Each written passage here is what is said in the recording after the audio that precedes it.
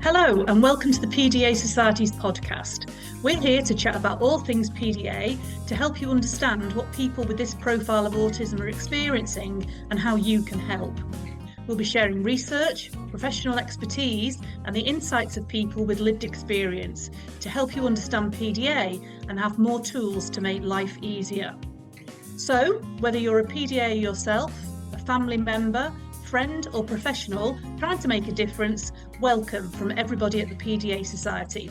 We hope you'll find this useful. Hello, my name is Rachel and I'm your host for this podcast. Today we're going to be looking at the topic of toileting, which parents of PDAs often tell us is an issue they face on an ongoing basis. So whether it's how to toilet train your PDA child that you're struggling with, or how to stop them soiling, I'm sure that this podcast will give you some valuable insights. So I'm delighted to be joined this week by our guest speaker, Tabitha Poole from the charity Eric. So welcome to our podcast, Tabby. Would you like to say a few words about yourself and what you do and what Eric as a charity does?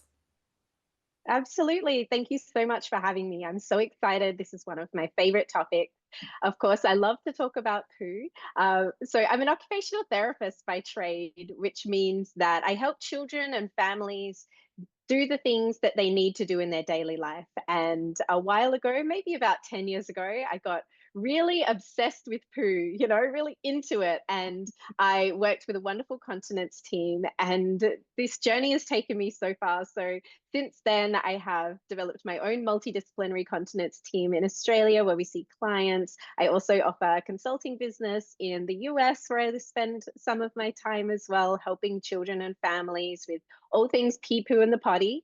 And I am also an Eric trainer, which is one of my absolute favorite roles, where I get to deliver training via Zoom, much like this, and give advice and support to healthcare professionals, help a lot of NHS staff and other people all over the world understand what's a healthy bladder, what's a healthy bowel, how do we help children achieve healthy bladders and bowels, how do we help them get their wees and poos in the toilet, and how do we help them with things like night wetting and toilet anxiety, and even developing their sense of interoception, which I'm sure we're going to chat about a little bit today. So I won't go too far into it just yet.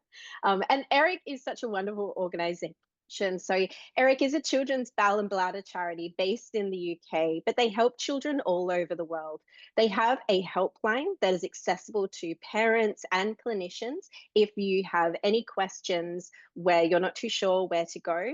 They have wonderful resources on their website that is just a wealth of information, some geared towards professionals. They have clinical pathways to follow. They also have resources geared more towards parents, schools, educators, daycare workers. And so there's really a little something for everybody. They provide advice and support on daytime continence issues, nighttime continence issues, real medically complex issues, and issues where maybe anxiety or neurodevelopmental issues are coming up as well. So they are just amazing, and I really enjoy working with them. Oh, I bet. Yes, and I bet it's great varied work as well, isn't it? So that's brilliant, It isn't it? is, it is.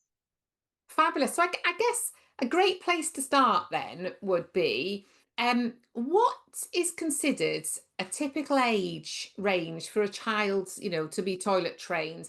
And at what point, I guess, then would we start to explore if there's any underlying issues, if we feel that, our child's not toilet trained at the point that they should be toilet trained? Because I think parents are often under pressure a lot, aren't they? To say, before your child, I know in the UK, before your child starts school, they've got to be toilet trained and they've got to do X, Y, Z. But actually, at what point, when is normal, if there is a normal, for a child to be toilet trained, and when should parents start looking if there are underlying issues? This is a great question because I think it's really topical right now. If we think about over time, there really is a change in what we consider normal for an age of a child to be toilet trained. And if you go back, say, 50, 60 years, the average age of a child being considered toilet trained was around 18 months. And now in the UK, the average age that children achieve toilet training is probably around 3.5 years. So there's been a huge change to that over the past 50 years. And this is not just in the UK. You know, I work in Australia, I work in the US, and this is a very common thing that's happening in, I would say, most developed countries.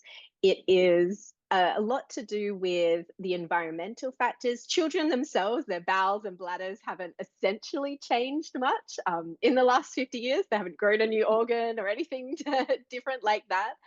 But the way that we parent children, the way we raise children, the demands placed on parents, the demands placed on children have changed a huge amount in that time. Now, if we think about it from a standpoint of anatomy and physiology, children by the age of 5, really their bowel and bladder should be mature enough that they're not having any more accidents during the day or potentially night. Now, some children are still going to experience night wetting after this time.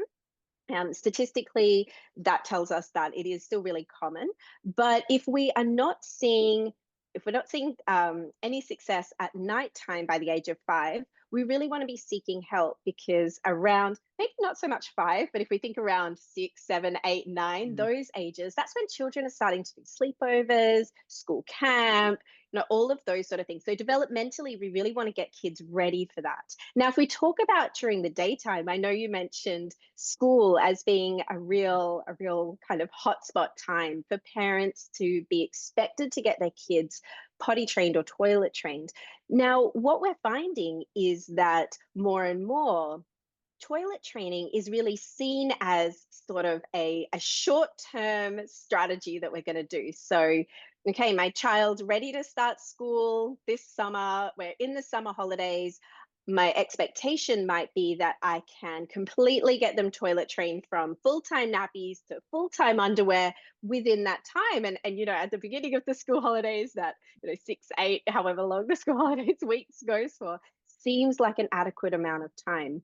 However, when we think about toileting as a developmental skill, like I really like to think about it, I think about it in context of maybe learning to eat solid food or learning to walk for the first time. We'd never sit a 6-month-old baby in a high chair and whack a steak in front of them and say, hey, go for gold. Like, in 3 days, you should have this steak down, right? Here's your knife and fork. No, over many, many years, we slowly introduce different solid foods. We give them carrot sticks to mouth, we give them purees, we give them porridge, we give them soft foods. We let them explore that food with their hands and get really messy, as difficult as that might be for us sometimes. And similarly with walking. We don't expect a child to just pop up one day and start running around, although sometimes it does feel like that kind of happens. We get them scooting along the couch, we get them having that little wobble for a long time before they're ready to take their first steps. I like to think of toileting in the same way. If we approach toileting as more of a developmental skill and start thinking about this from the time the child is even born, then we generally have a much smoother transition into the toilet learning stage that we think of as potty training. So I really encourage families to think about this from day dot. Now, I don't work with many babies, you know, under the age of 3 months, because they scare me a little bit. They don't have head control. I don't like that.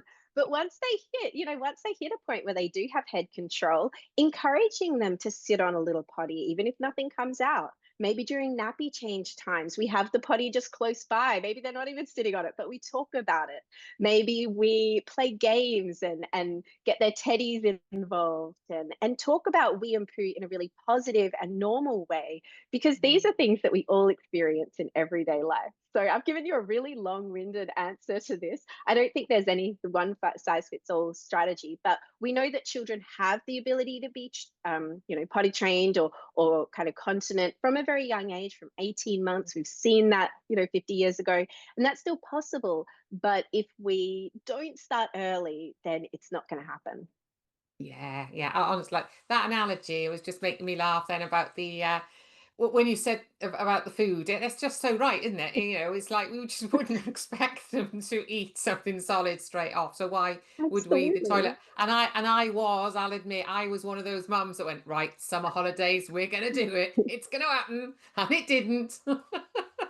So, It's yeah, really totally. tough. And I have seen children that essentially toilet train themselves, right? They wake up one day, they decide they're not wearing nappies anymore, they're wearing underwear, and off they go and they're off And and that's it. racing. But Yeah. this is the minority of children. This is Yes. not the majority of the children. And Yeah. so, yeah, having a like a 3-day approach or a week approach even is not always realistic for some families. And I think, we need to help them understand that, because it really sets them up for a lot of stress otherwise. Yeah. Yeah. Definitely. So, when we are, sort of helping them develop these skills, all these range of skills that they need to be able to use a toilet, how might sensory sensitivities affect maybe a child's willingness to use the toilet or to sit on a potty or to sit on a toilet? Things like the texture of the toilet seat, for example, or the flushing sound of the toilet. Do those things affect some children's ability to be able to use the toilet or the potty? Absolutely. The toilet or bathroom space is such a sensory rich space.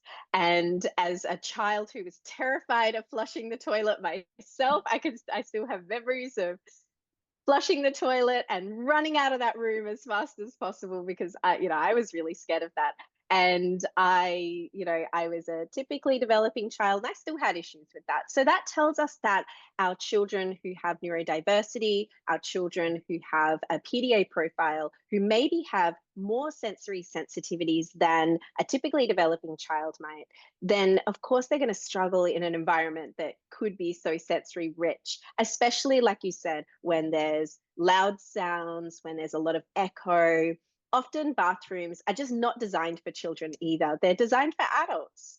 And Yeah. the toilets are too high, the sink is too high, the everything, it depends on the style of the house, but more Yeah. modern homes that I've been in, everything's white on white on white, which can be really challenging from a visual perspective. And there's also a lot of smells. There's obviously wee and poo smell, especially if your older brother just got out of the toilet and you think, I'm not going in there. I know what he does in the toilet. But maybe even the smell of cleaning products are really overwhelming for your child. And maybe the smell of the air freshener might be really overwhelming for your child. Or maybe it's just not a smell that they've chosen and not a smell that they have any control over. And so that can be really challenging for kids with a PDA profile as well. We can Mm. also think about the temperature. So we're just talking just before about the heat wave. The toilet is guaranteed either the hottest or the coldest room of your house, depending on the seasons. It's always the way. And we don't really think about keeping ourselves super comfortable, because most of the time we kind of want to get in and out, do our business, and be on our way pretty quickly. But when we're trying to encourage children to relax, to allow their bladder and bowel to empty really effectively on the toilet, they might need to spend a little bit more time there. So having a little handheld fan or having a little heat pack along with them, these little things can make such a huge difference. It can Yeah. also be a space where the child doesn't have much control over what's happening to them. And from a PDA perspective, that can be really challenging. Maybe the bathroom also has that connotation of, I have to brush my hair, brush my teeth, wash my face, get in the bath, wash my body, dry my body. Now I've got to put clothes on. There's a huge number of demands in the bathroom. Most of the time we're not just in there for fun, although I have seen families that make the bathroom such a fun and pleasant environment with really fun bath time activities and beautiful bath time toys and things that just make that space very inviting and allow that child to have more control over their routine in that space as well. And that makes a huge difference. But if your toilet is in your bathroom and your child walks in there, and that they know usually when they're in there, they have to brush their teeth and do their hair and things that maybe they don't enjoy or maybe they don't have much control over, then those visual triggers can maybe put the child off even wanting to try this activity. Definitely. Yeah, I know. Well, certainly with my PDA, it was the whole it still partly is. We still have issues. But it was the whole thing around the routine. It wasn't just the going to the toilet bit, it was the washing the hands. He didn't like the washing the hands, then he didn't like the drying the hands, and he didn't like various aspects of what else he had to do when he was in there. So yeah, I definitely think that, in your opinion then, to what extent does this anxiety around toileting, what is it how much do those routines contribute to that anxiety for children like PDAs whose anxiety is generally high anyway? How much do these routines around the toilet, rather than just the physical aspect of going to the loo, how much does that contribute to their reluctance? I think that's a really good point that you made. It's not just getting wheeze and poos in the toilet, it's everything around that.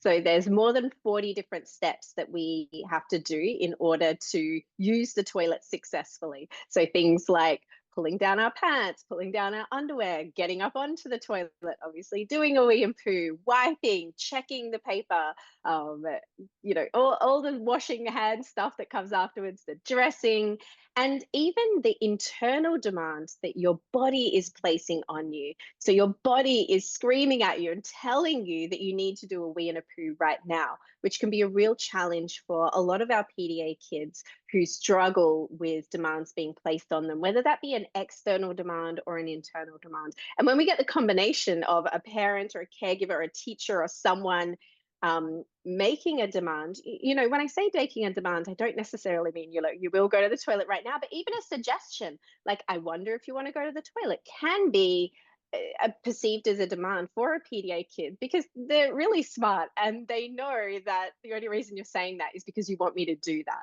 So they know this, right? We know they know. Yeah. And so then that, coupled with that internal demand, then can just be really overwhelming for this client population. So sometimes having a really clear division of responsibilities chosen, in conjunction, so the parent and child come together and actually, I've done this with pictures, with visuals, or even just writing the words down, thinking about, okay, what's my job and what's mum's job? And sometimes that can be sometimes that can change as well. So I've had some kids where we almost have to do this on a day-to-day basis. So today, the child's job is wiping because they're feeling really good and regulated and like they can handle it. But tomorrow that might not be the case. And so regularly checking in with your child and understanding their general level of regulation and where they're at. But of course, this can change throughout the day as well. We've all had days where we started out the day great, and by the end of the day, we're super stressed, or vice versa. We started out the day thinking it was going to be really challenging, and by the end of the day, we actually feel nice and calm and relaxed. So keeping that in mind and really matching the demand to the level of regulation. But of course, that's very difficult for internal demands. It's hard to regulate our internal demands. Yeah, definitely. And I think, that number that you gave, the 40 different aspects of going to the toilet, 40 different demands, that's an awful lot. And anybody that's a parent of a PDA knows that that's probably enough to send their child into overwhelm. So therefore, breaking it up, I know for us, we took the whole hand washing out of it. That's the only way we could get him to go to the toilet, was to remove the demand to hand wash, and we'd sort of grab his hands with a wet wipe soon after, obviously. But that's it. Slap some gel on. Yeah, exactly. As we're talking, distraction, just wiping the hands. But absolutely, it was that removal of that aspect meant that it made the demand of going to the toilet a little bit easier for him. So on that basis, then, how can this need for autonomy and control, how does that, how can we throw that into the mix for toilet training a PDA? What aspects can we give them some control over? You mentioned a little bit earlier about checking in with them and making sure that they're right, and sharing demands. Are there any other tips that you could give us around that, of how we can give them some control over using the toilet?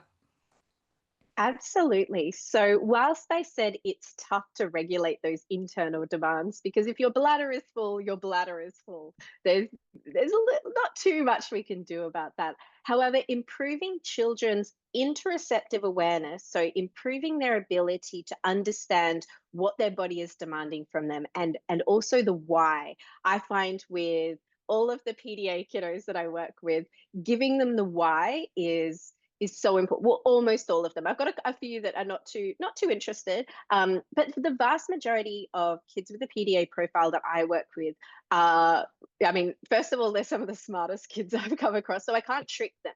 I can't rely on just pulling the wool over their eyes. That's not possible. They're smart. Their IQs are higher than mine. They're smarter than me. So I actually need to bring them along the journey. I need to and kind of spark their interest, because once they're interested, oh my goodness, try and stop them. And once they're into something, so I really like to work on that interoceptive awareness. So it's having a bit of a scale, understanding when my bladder is empty versus full, but then the nuance in between. So what it feels like when my bladder is maybe 50% full, or it's just I need to go a little bit. Maybe you have a shared language around this. You've got a tingle, you're not busting yet. And this might give your child a bit more choice around when they actually go. If you catch your bladder when it's an 8 out of 10, then you can decide if you're going to finish playing this game, you're going to finish having your snack, or you're going to actually go to the toilet, and then you're going to come back to those things. Whereas if your bladder is a 10 out of 10 busting, that wee is going to come out whether you like it or not. And that can be really, really challenging, because then your body is just not doing what you'd like it to. And that's for anyone, not just kids with a PDA profile, that's really, really scary and dysregulating. So helping children understand what's happening and what those cues are, and getting those early warning signs in their body can be really powerful. And then educating them on their bowel and bladder and their digestive system and urinary system, how this works and why your body is doing this, why it's really important to clean these waste products out, and how that helps us to function and be really healthy humans. So I think for the internal demands, I spend a lot of time on education and talk about how the body works a huge amount. And then I also really want to help families, like I said, have those really open dialogues with their children, and also to think about, most of the time when we think about toilet training or toilet learning or getting this process started, most of the time it's when the parent is ready. That's not always the case. Sometimes the child, like I said, it's just really ready to go, but then that's a wonderful thing to happen. But most of the time we're thinking like, okay, school's coming up, I need to get them ready. And so thinking about, if we can start earlier and if we can start introducing these things slowly, then we might start to get some cues as to what parts my child is going to have no problems with and what parts my child is really going to struggle with. And then we can be a lot more gentle and slow about how we approach those things. And often then the parent will experience less anxiety around it. If you've got this 6-week deadline and school's looming and the parent's feeling really stressed about it, then these children are going to really pick up on this. And so sometimes that's when those real arguments start to happen. And it's one of the toughest things.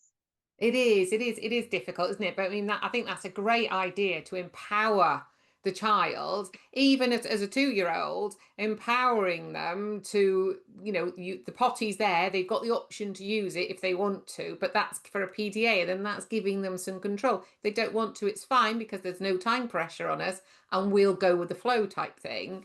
But I also love that idea Absolutely. that you mentioned earlier about that teaching them, and again, we don't do this, do we, with kids? We don't talk about wee and poo with them, or very often at all. It's just not what parents do, but we should do, because your idea about teaching them, oh well, my bladder might be 50% full, I could do a bit of a wee now, but I might not, but it's my choice. So it's a choice thing before it becomes, oh my God, I've got to go. And then it's not the control's gone, isn't it? So that's a brilliant idea. I love that. Yeah, I'm going to try that with my, I'm going to try that with my PDA, actually.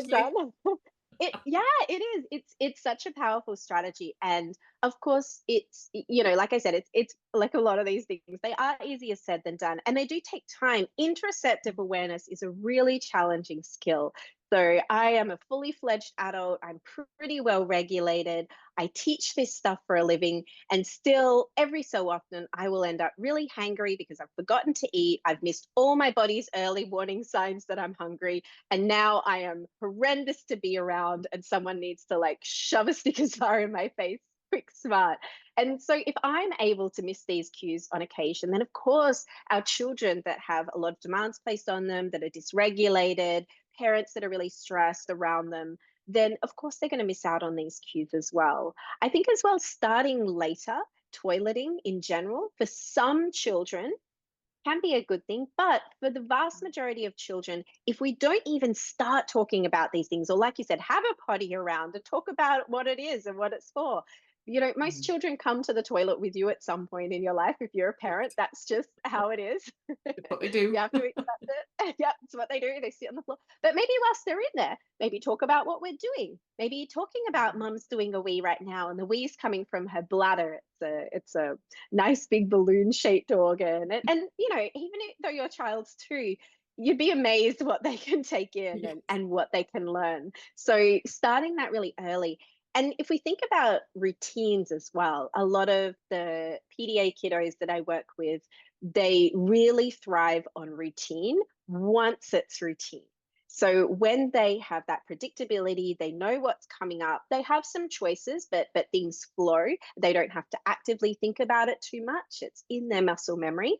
Then they do really well with morning routines, afternoon routines, but it has to be routine. And if you've got a 5-year-old, 4-year-old, 5-year-old, 6-year-old even, that has never sat on a toilet, you're trying to build a huge new routine and you're trying to wedge it into an existing routine. And so having a longer time in nappies or having a longer time not using the toilet then means that that's not so routine for them. And so we do have to really take time in order to build that routine in a really safe and good way, so the child feels like they're along for the journey, they're not being dragged. Yeah, exactly. And it's helping them feel that they've got the choice to do it. It's their decision to go to the toilet, isn't it? Yeah. Okay. Another issue that we hear a lot from parents that we support is about transitions. So sort of, and again, my PDA does this as well. He struggles to stop playing or doing what they're doing to go to the toilet. So, and this can then obviously be particularly difficult for PDA children because, it might be that doesn't want to have that transition of stop playing to go. So puts it off, puts it off, puts it off. And then when they really, really need to go, it's a huge demand and then they can't process the demand quick enough and then we have an accident. So what strategies have you got any strategies that could help with that, about how transitions can be particularly difficult for PDAs and toileting? Absolutely. I mean, transitions are hard for all of us sometimes. How many of us have put off having a shower because it's too cold, and then once you get in the shower, you can't get out? Or how many of us decide that we're going to be really good tonight and we get into bed nice and early, everything's done, and then we scroll on our phone for an hour or two and we think, oh, well, I've just blown that. And a lot of the time, that's about that transition. It's about starting something new or moving on to the next thing. So again, I think it's something that we really acknowledge that is tough for children, especially children with neurodiversity, especially for PDA kids, but it's actually something that is difficult universally. And so if we acknowledge that, sometimes it makes it a little bit more, oh, okay, no wonder it's tough. And sometimes that's the first step of helping families to feel like, okay, it's not just me that's struggling with this. It's actually a difficult skill and we are going to have to work hard to get there.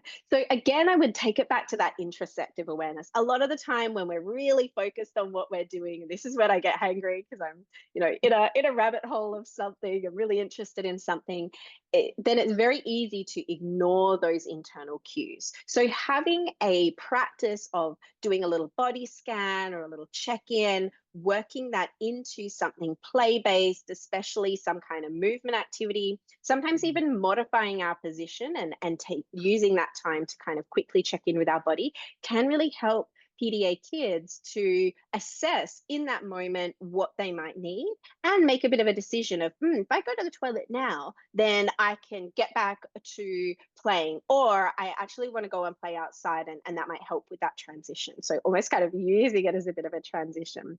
But again, going back to the why of what we're doing, and essentially try to preempt some of those routines. So if we already have really well established routines in the morning and the evening and around meal times, then trying to hang toileting onto some of those routines. Again, sort of looking at the whole demand profile of that routine. If we add in something else, is that going to make it too much? Do we need to drop something else off? I loved your idea of just dropping that hand washing off. Like, do you know what? That'll come. We'll get that later. Right now, what we're focusing on is this. And I often bring kids along for the journey. I will tell them really explicitly, you don't do your wheeze and poos in the toilet just now, but I bet you one day you will. And I'm going to help you along that journey. I don't expect you to do it today. I don't expect you to do it tomorrow.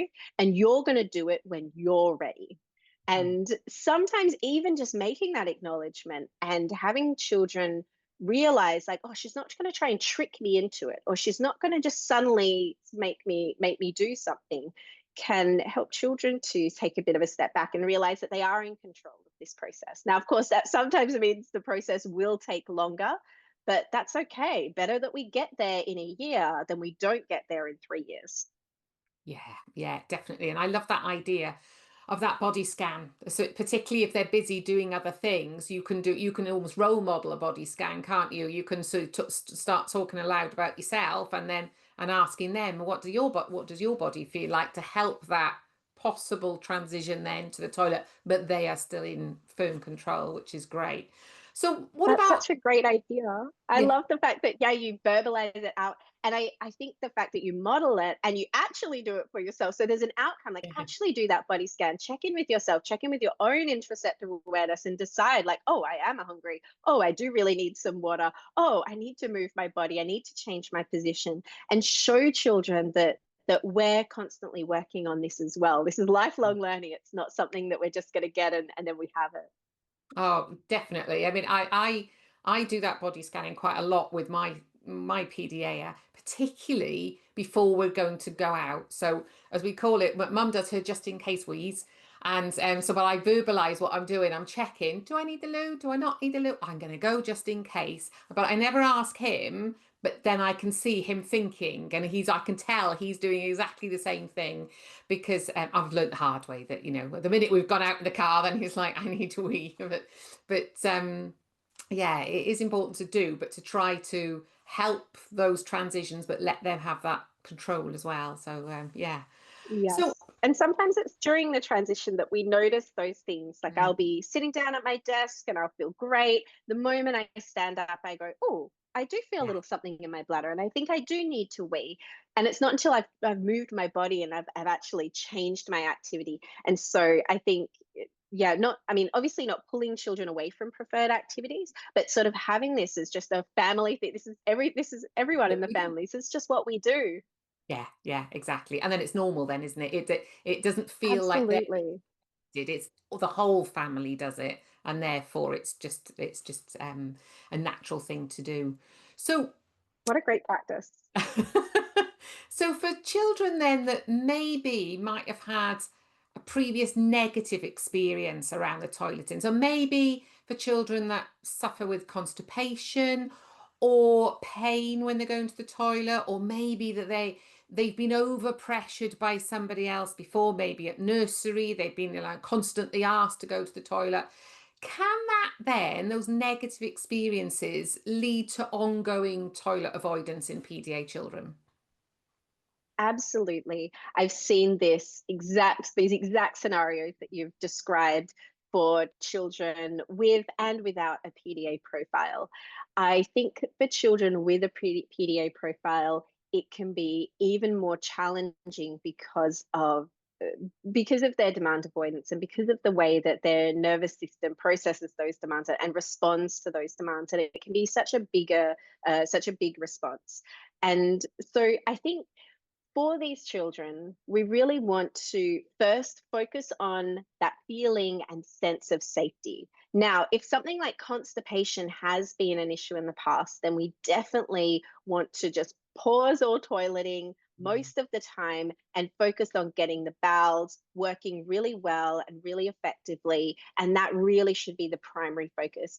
Of course, a lot of kids and families can handle so much more and they can work on constipation and toileting at the same time, but I certainly couldn't. Like, I know for myself, I would just focus on one thing and then we can move on to the next, especially bowel issues, because bowel issues affect not only our bowel, but our bladder functioning so much. A lot of the time when children come to me and have issues with night wetting or daytime wee accidents, the underlying cause is that constipation. Their bowel is pushing on their bladder and not allowing their bladder the space to be able to fill up, confusing those neural signals going up to the brain. Maybe not the child is not getting those signals that they have a full bowel or bladder. And then if you're having wheeze and poos come out when you don't want them to, or you don't expect them to, that can be really off-putting and dysregulating for anyone, but especially a child where control and autonomy over their body and their environment is so important for them. So I think it's okay to pause things. If you have a suspicion that a child has really experienced some trauma around this, whether it was the intent of the adult or not, we have to acknowledge that it was traumatic for that child. Even if it was the gentlest approach in the world, even if it was the nicest, kindest teacher just suggesting they go and sit on the toilet, and with all well intentions, we need to acknowledge that for that child, that was an unpleasant and challenging experience, and that it's caused their nervous system to perceive this activity as unsafe. So we really need to take a step back. It's okay to pause toileting activities. It's okay to then focus on helping that child feel safe and regulated generally in that environment, wherever it is. So we might just start with just helping them feel safe and regulated at school, or just helping them feel safe and regulated at nursery or at home or grandma's house or wherever this has happened. And of course, it can kind of transfer over because most toilets look the same. And so just because something's happened at school doesn't mean the home toilet's going to be all hunky-dory. So we need to first work on regulation, get that nervous system functioning as best we can, getting them from their sympathetic fight, flight, freeze, all the rest of the F's, back to our sympathetic, which is actually our rest and digest state for our nervous system. That's when we feel calm. That's when we're ready to learn. And that's where the majority of our digestion happens as well. So it's okay to pause, take it back to baseline, and then we can start to slowly reintroduce some of these things. And of course, the topic of the day is giving the child a choice. So figuring out, okay, which bathrooms do you feel safe in? What activities do you want to do in the bathroom? What things are we going to bring in there? Which bathroom in the house are we using? Which bathroom in the school are we using? Are we using the regular cubicle? Are we finding an accessible toilet? Do we get to go up to the office and use the teacher's toilet, which might feel like a bit of a treat for some kids? Some kids aren't going to like that, but some kids are going to really get a kick out of that. So again, offering choice, focusing on regulation and moving at the child's pace. Oh, definitely. And I think that the bit you said then about the explaining why these things might have happened and acknowledging that it was painful or traumatic or whatever it might be, I think it's something that probably most of us overlook. And we think, okay, yeah, you did have constipation last week, but you're not constipated now, so it's all okay. But in our heads, that makes sense, but it won't make any sense at all for the PDA, will it? That trauma response is locked in, isn't it? It's there, and that memory is there, and that's talking about it is how we help them overcome it. So, yeah, that's a brilliant idea. Absolutely. Yeah, and educating the child on the constipation cycle and making sure that the child understands what's happened in their body, and if they are on a laxative regime, why they're taking this medication, how the medication works, what outcomes it's going to lead to. It's going to lead to soft poos that are very easy to pass and are not painful, so that the child knows what's happening, and we're really bringing them along in that journey. And another thing I sort of forgot to mention, but is so important, is working on repairing that relationship. So all of the PDA kiddos that I have worked with, relationship is so important, and taking the time to truly develop a good relationship with that child, and to acknowledge when it's been busted. I bust a relationship with my clients, not all the time, but it happens. I think we've got this great session planned, and actually it's not what they need, and it's not being good for them. And I need to acknowledge the activities I chose out were not right for you, and I can see that this has caused you a lot of distress. I'm really sorry that I played a part in that. And so what are we going to do together? How are we going to figure out what we're going to do next time together. Do we need to take a little bit of a break? Do we need to see each other, keep seeing each other regularly? Do we need to give more choice and control back to that child? Sometimes that involves me getting right out of a clinic setting, or maybe, having a one-on-one session with their family and actually going, okay, I busted that. I'm really sorry. It happens. How do we move on? Yeah, exactly. And that acknowledgement helps the move on process, doesn't it? Yeah, definitely. Okay, so are there any environmental adaptations then that might help reduce the stress? We touched a little bit on the sensory stuff earlier, but is there anything that parents could actively do that might help this stress and demand around toileting for PDA children? Absolutely. I know we spoke a little bit about the sensory, but in terms of things that you can actually do to the toilet environment, sometimes it feels a little bit minimal. Whether you have a big room or a small room, that's probably not easily changeable. Whether you have a lot of white paint and you're renting, so you can't just go and put wallpaper up, or start painting, we've got to work in the constraints that we have.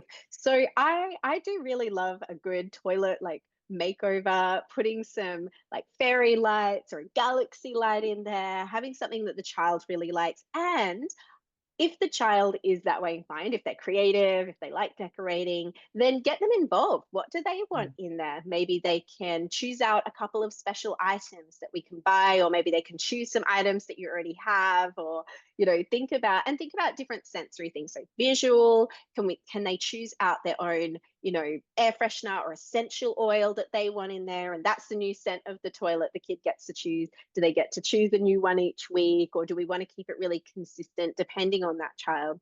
I usually find consistent but somewhat flexible routines generally work best for this population. But of course, that's not throwing everybody in together. Of course, there are every child is an individual, but as a population, I find having things that are really consistent but allowing some flexibility in there makes a huge difference with the toileting routine. I also really like thinking about, preferences in terms of company versus privacy. Like, do you want mum in there, or do you actually want dad to get out? Or is it okay if your little sister comes in and wants to have a chat to you? Or is it really important that the family keep little sis away while big brother's sitting on the toilet? Like, what might that routine look like, and allow the child to have a lot of say in that? And then, of course, giving them real choices. On the decoration, just before I move on, I had a wonderful family I worked with recently, and they had two children. The older child had a PDA profile, and the older child actually decorated the toilet environment for the younger child, because the younger child's favorite thing was Pokemon. And the older child, wasn't actually that fussed on Pokemon, but really wanted to do this for their brother. And that, doing something for someone else and seeing their little brother's excitement when they walked into that room actually helped that child have a much more positive relationship with the toilet space. So we could actually get some stuff happening. We actually got them in there in the first place, which is really exciting. And I think that kind of leads back to another trait that I've noticed generally, not for all kids, but a lot of kids with a PDA profile, is they're super empathic and they feel deeply, and they actually feel what others are feeling, like so much more than I think the typical population.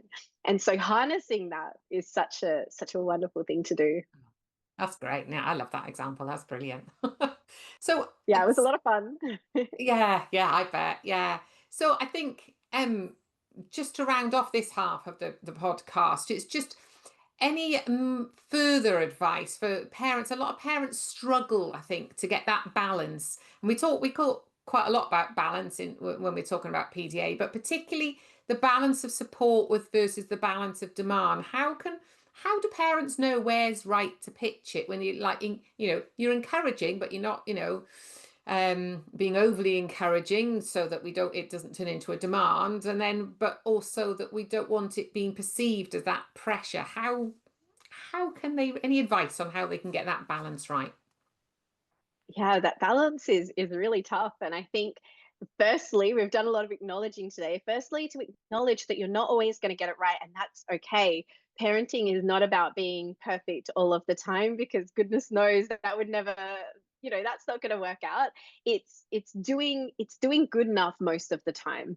I always remember someone told me that, and I thought, oh, it doesn't sound like a good bar to aim for. But the more I think about it, the more it really is. You are going to push your child too much sometimes. You are going to not push them far enough to be able to achieve their potential sometimes. And it's a bit of a seesaw. How do we figure out how to do anything in our life? How do we figure out how to walk?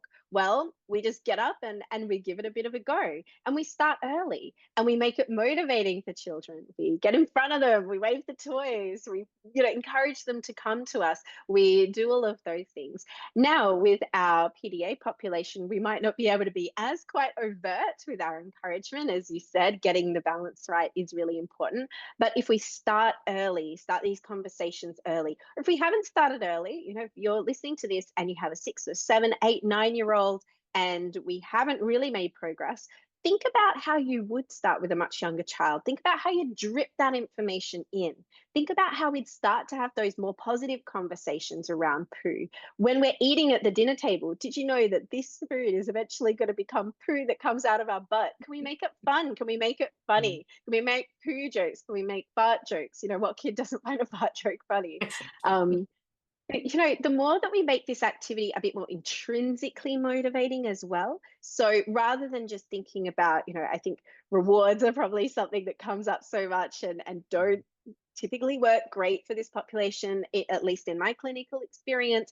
But having an activity to do whilst you're sitting on the toilet that is really motivating, or making that toilet space so lovely that the child is drawn in there, then these sort of things make that activity so much more intrinsically motivating, and then the child's going to want to do it. They're going to come to you, they're going to meet you, and they're going to start to drive that process a little bit more. Avoiding constipation, number one, is so important. If anyone doesn't take anything else away, but just please check your child's poos.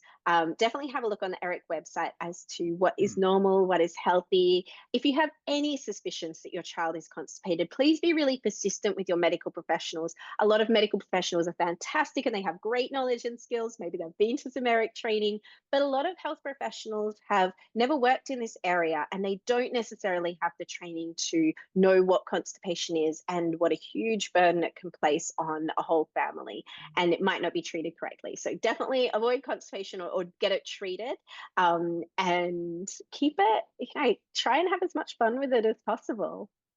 Yeah, oh, that's brilliant. That's fabulous. Tabby, you've given us so much to think about and so many brilliant ideas for people to try. I mean, I know with my PDA, who's in his, in teenage years, but we still have some issues that are ongoing. I've picked up some tips that I'm going to put into practice, but I'm sure for many parents listening who have younger children or are just starting out with this process or thinking, how on earth am I going to manage this? You've given them loads of ideas. So thank you so much. That's brilliant. And I know we're going to dig in a little bit deeper in our Deeper Dive podcast, the second part of today's podcast with Tabby, and that will be on our training hub. But if you wanted, we're going to put in the show notes contact information for Tabby and for Eric. So if anybody does want to seek out more support with them that way, then please feel free to do so. And we'll also put the link to the Deeper Dive podcast, the second part of this podcast, in the show notes as well. Our subscribers to our training hub make it possible for us to create and put out this podcast for everybody for free. And as a thank you, they get all the recordings and the self-guided training that's on that hub. So thank you, subscribers, for your generosity. And if you'd like to become a subscriber, there's also a link in our show notes to that. So all that's left for me to say is thank you once again, Tabby. You've been brilliant. Really richness of information has been wonderful. So thank you for joining us today, and thank you to our listeners for tuning in to the PDA Society's podcast. We hope you've enjoyed this episode, and if you found it useful, don't forget to subscribe and to share. For more support, resources and information around PDA, please visit the PDA Society's website at www.pdasociety.org.uk, and I look forward to seeing you next time. Thank you. Thanks. So, if you want to hear more from today's special guest, then there is a longer version of this podcast available over on our Training Hub. Sponsors of our Training Hub make it possible for us to create and put out this podcast for everyone for free. As a thank you, they get free access to all recordings and self-guided training on our Training Hub. Thank you, subscribers, for your generosity. If you'd like to become a subscriber, there's a link in our show notes.